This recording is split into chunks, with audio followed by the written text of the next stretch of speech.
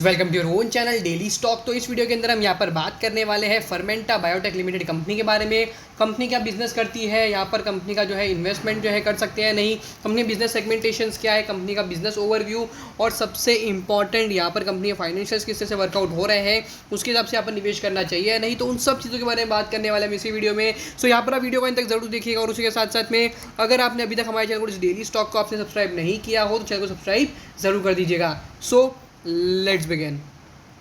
तो फर्मेंटा biotech limited company का business overview जानेंगे। कंपनी के यहाँ पर कैश फ्लोज जो है किस तरह से वर्कआउट हो रहे हैं, हालांकि यहाँ पर कंपनी की operating, investing as well as financing activity यहाँ पर किस तरह से चल रही है, कंपनी का शेयर प्राइस यहाँ पर जिस तरह से ट्रेड कर रहा है according to that sentiment, also जो वैल्यूएशन मिलना चाहिए उसके हिसाब से भी जो है ओवर वैल्यूड है कि अंडर वैल्यूड है उसको हम यहाँ पर देखेंगे पी के माध्यम से एज वेल एज पीबी के माध्यम से, और कंपनी के सेल्स जिस तरह से हो रहे हैं उसके माध्यम से भी हम यहाँ पर जानने वाले हैं। कंपनी के अंदर जो कंपनी प्रमोटर्स है एफआईआई डीआईए का निवेश या फिर पब्लिक इन्वेस्टमेंट किस तरह का रहा है इस कंपनी के अंदर, उसके ऊपर चर्चा करेंगे। और क्वार्टरली बेसिस पर यहाँ पर कंपनी का रेवेन्यू किस तरह के आ रहे हैं, टॉप लाइन बॉटम लाइन किस तरह से वर्कआउट हो रही है उसके ऊपर भी चर्चा करने वाले हैं।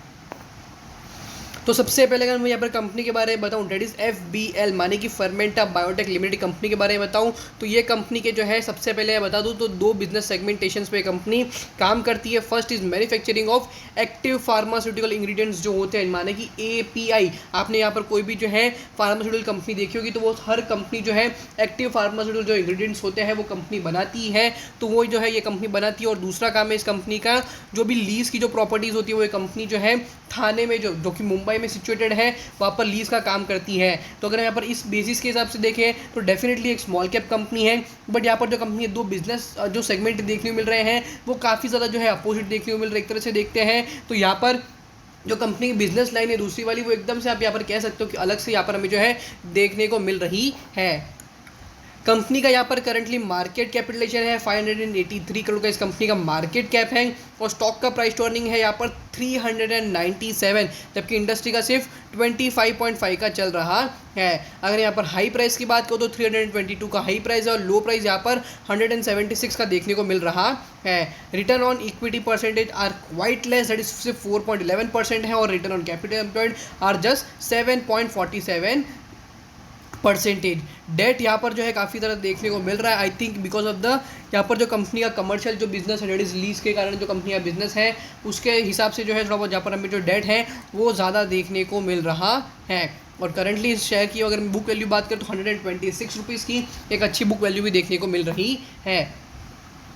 कंपनी का जो बिजनेस मिक्स की अगर मैं यहाँ पर बात करूँ, दैट इज कंपनी का रेवेन्यू जो है कौन कौन से सेगमेंट्स आता है, तो यहाँ पर कंपनी जो है जिस तरह से मैंने आपको बताया API माने कि जो भी फार्मास्यूटिकल इंग्रेडिएंट्स होते हैं वो कंपनी बनाती है, तो उसके माध्यम से कंपनी जो है विटामिन D3 बनाती है, जिसका जो यहाँ पर जो रेवेन्यू है वो यहाँ पर 77% है। फिश ऑयल का जो कोलेस्ट्रॉल है उससे 10%,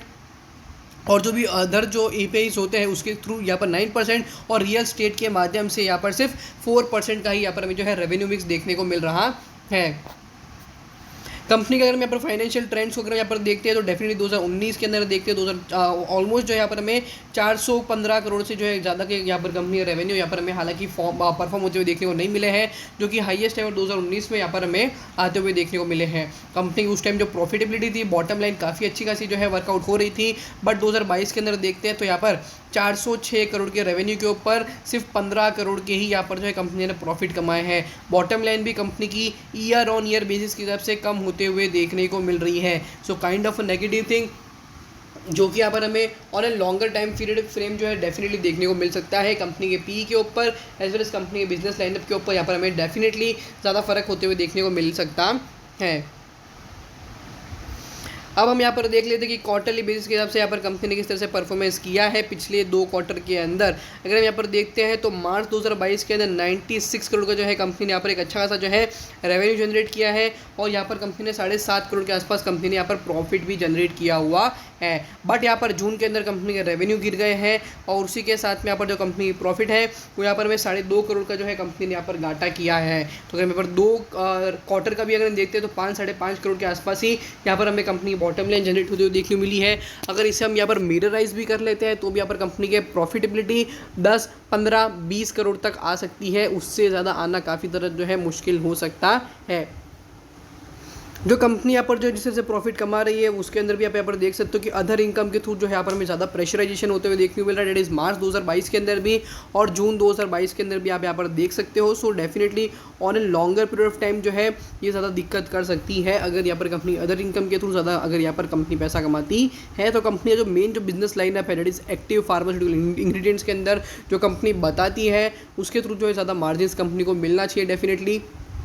या फिर जो एक पैटर्नाइज कंपनी का बिजनेस होना चाहिए। तो वहाँ से एक जो है लॉन्ग टर्म सस्टेनेबिलिटी और लॉन्गर पीरियड ऑफ टाइम देखने को मिल सकती है। प्रमोटर होल्डिंग इज 59.58% की प्रमोटर होल्डिंग है जो कि मेजोरिटी है। FII 0.01%, DII 0.05 और यहाँ पर पब्लिक होल्डिंग आर 38.38% की जो है यहाँ पर हमें पब्लिक होल्डिंग भी देखने को मिल रही है।